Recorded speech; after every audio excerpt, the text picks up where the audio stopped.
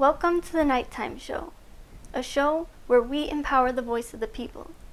I'm your host, Harper Wells, and tonight we'll be speaking about healthcare.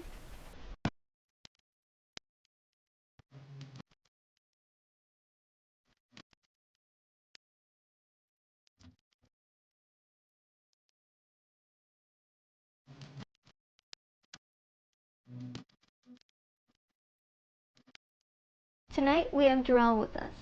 How y'all doing? Thank you so much for being here today. Please introduce yourself. All right, well, my name is Jarel, and I'm a man of many talents, I guess you would say.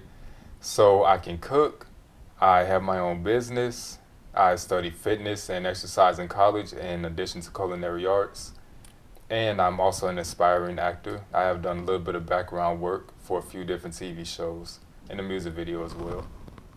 Wow, that's impressive. And what inspired you to speak about healthcare today? Well, since I did study fitness and exercise, I've always kind of had a passion for healthcare, anything related to health.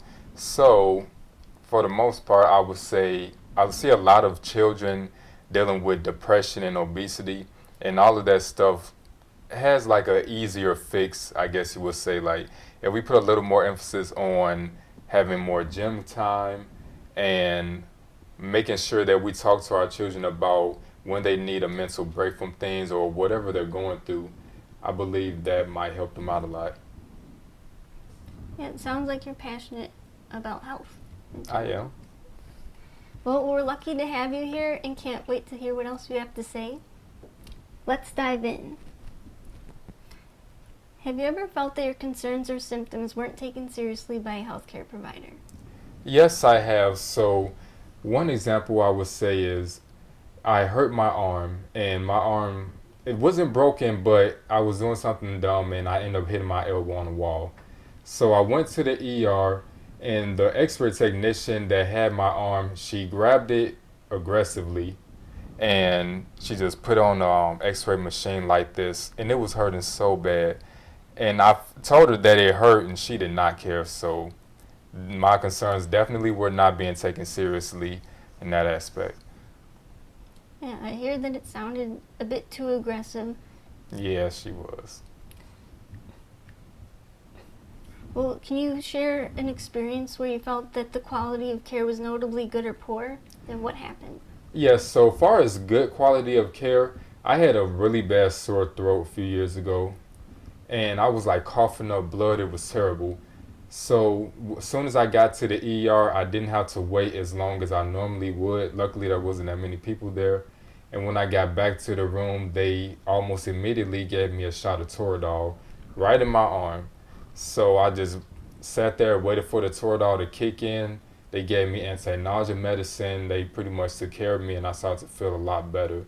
And about 2, 3 hours later, I got up, walked home. Well, didn't walk home, walked out, got in the car, and went home. And a poor experience? Poor experience would definitely go back to the example of when the person was way too aggressive with my arm. Did not like that. Definitely still remembered it like it was yesterday. I hear that. It sounds like compassion is a good quality to have for a healthcare provider. Oh yeah, definitely. All right. And have you ever had to navigate complex insurance claims? And how did that go for you? So for complex insurance claims, I would say when I do call my insurance company, there is a little bit of a wait. I don't always immediately get in contact with someone, and then when I do get in contact with them, I often have to go through one operator, another operator to get to the right person. Then they'll send me over a list through my email or sometimes through the mail. And then I have to do the work myself to call the provider, see like, hey, can you all schedule me for something like a foot appointment, x-ray, whatever concerns that I have. All right. Yeah, that does sound complicated. Yeah, sometimes it can be like that. Interesting. And have you ever experienced any challenges related to mental health care? For mental health care, some of the challenges I would say that with Medicaid, you don't always get a lot of different options for your provider. So you may get a provider that doesn't really have the same background as you, and they might only have that provider. So if I have somebody who I'm not really vibing with, it's difficult for me to get that help from them. And since Medicaid doesn't give you that many different options, you kind of just stuck with that person.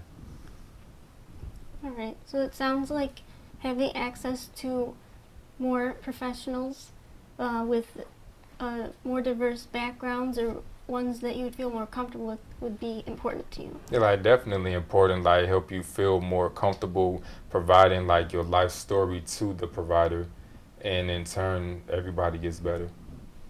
Do you feel like they sometimes don't understand you? Yeah, sometimes I do because I don't always get a provider with a similar background as me. So when I am explaining things, it kind of feels like I might be getting judged or they just don't understand me at all. They don't really know the best approach to help me out. Oh, that sounds really difficult and annoying. It is for sure. Jeez. All right. And you mentioned wanting to speak about childhood obesity. What experience or message would you like to share about it? So, far as childhood obesity goes, I grew up dealing with childhood obesity and I learned the importance of being healthy. So, I started to watch my weight. I started eating healthier, started drinking more water, started to exercise more. And my family, for the most part, they didn't really live that same type of lifestyle. So, it was difficult for me to try to implement that.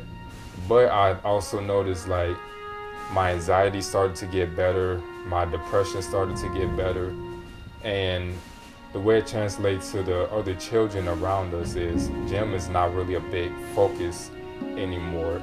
In the school, you don't really need gym to pass. And the type of things that I gained from gym, like being healthier physically and mentally, a lot of the children today are not getting that same benefit. So like I would love to see that change. I want them to get the same things from gym class that I was able to get.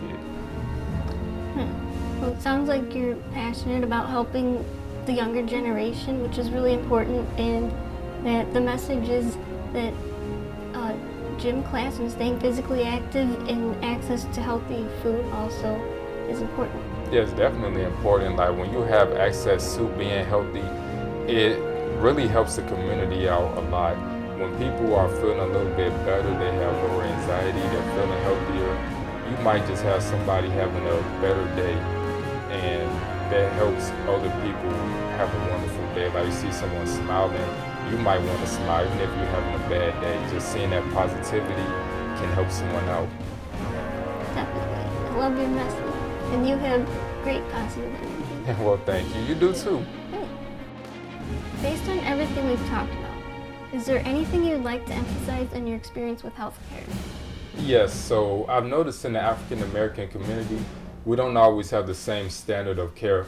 So an example of that would be when I go to a African American hospital, well, it's not just for us, but a hospital that's in the black community, I've noticed that the ER tend to be dirty, overcrowded, and understaffed. So you might come in there just for a broken finger and end up waiting 6, 7 hours just to get that finger x-rayed, then have to continue waiting for the doctor to come in and to get a prescription written for medicine. So it takes all day. You sitting there suffering, dealing with other sick people coughing near you. They don't clean it up all the time. So it's definitely something that I would love to see change. Thank you for sharing that experience. It sounds like the cleanliness, the timeliness, and just overall atmosphere and care needs to be improved. Oh yeah, for sure. Well, thank you again. Don't forget to follow Jarel on Instagram. Join us next time and have a wonderful night.